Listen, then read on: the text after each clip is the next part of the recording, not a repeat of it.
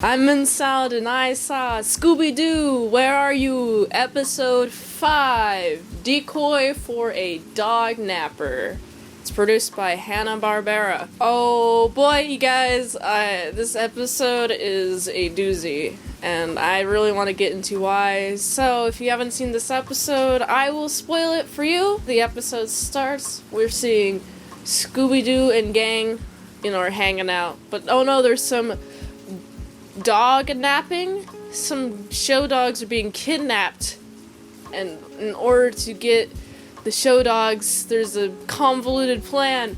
We gotta have Scooby Doo also be a show dog, get kidnapped, and then the kidnappers are like, this is only a mutt. Ugh.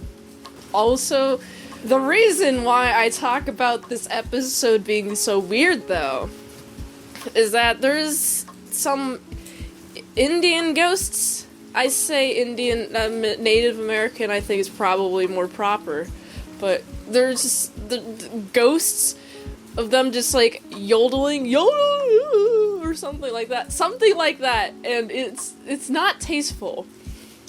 I wouldn't say it's very tasteful. I would say this episode kind of left a bad taste in my mouth just from the conception of the Native American ghosts just yodeling and then being a bad guy. What a weird episode. I mean, this episode still follows Scooby-Doo convention. We're dealing with the fact that now we have some dude who is dressing up as a Native American dude. Some like stereotype headdress, pants, clothing items.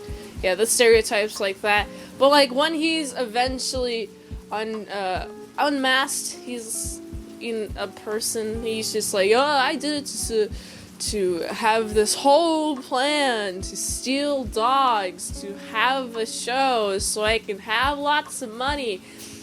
Personally, I'm not the biggest fan of the idea of having dogs be kidnapped for gain, because I don't know what you would gain out of that, honestly. If you're just gonna steal a bunch of show dogs, I don't know if he was planning on enrolling them in the shows or not. I'm not entirely sure. I wish he was, just because holy diggity dang. Can you believe it? This is just wild. The premise is wild. The plot itself is wild. But on top of what I've said, there isn't really much else to say there, other than, Scooby-Doo is very clumsy, as usual, so is Shaggy, and also Velma, Daphne, and Fred don't really change that much as characters from the last episode. We're just now dealing with the fact that Scooby is being kidnapped, and the gang have to deal with the fact. He's being kidnapped as bait, rather. He's very baity, you know what I mean? And it's fun. I'm a big fan of trying to figure out mysteries, no matter what costs. Yeah, let's just have my dog be kidnapped in order to figure out who is kidnapping other dogs. So I liked that. The animation, definitely an improvement from the past few episodes. Not much better, honestly. When I say better, I mean to say the line art still looks pretty mushy, like not clean. It's not like a clean line, but it's also the method in which they animated, which I completely understand.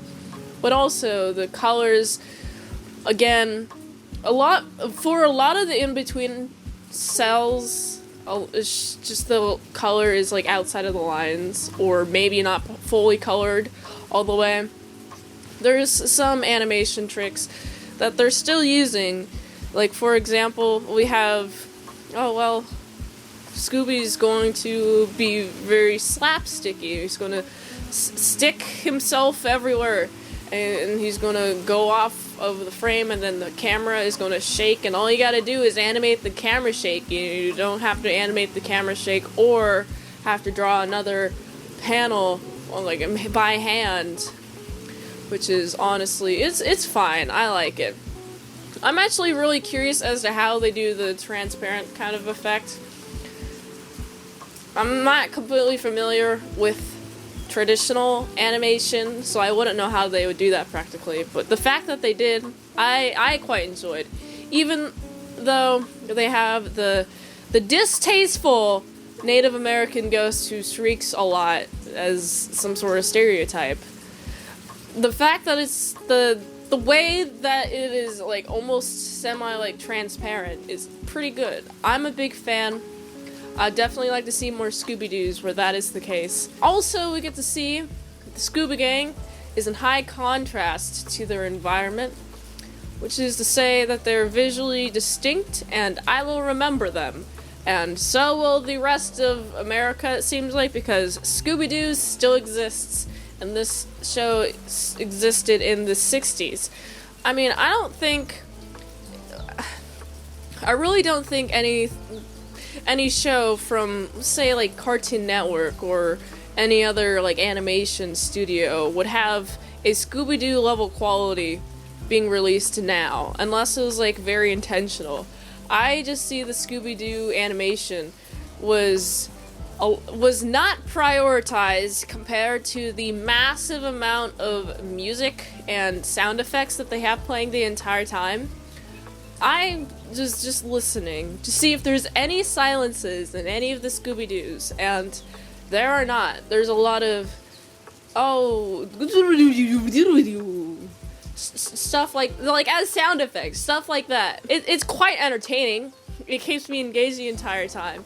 It's like, ooh, what's gonna happen? Ooh, they're sneaking around. Oh no, they're being chased by some dudes. Oh no. Ooh, yeah, that's all fun, handy dandy stuff. That's really all I have to say on animation that I haven't really said before on the other Scooby Doos. Honestly, I mean, I like it. I really hope to see sometime in the future that the Scooby Doo, the art coloring isn't neglected. Well, it's not like neglected, but it's clearly like there's some mistakes being shown. Wish it was cleaner, but honestly, just cause I wish the art is cleaner doesn't mean that I don't like it. I actually like it a lot because it's like, oh, look at them.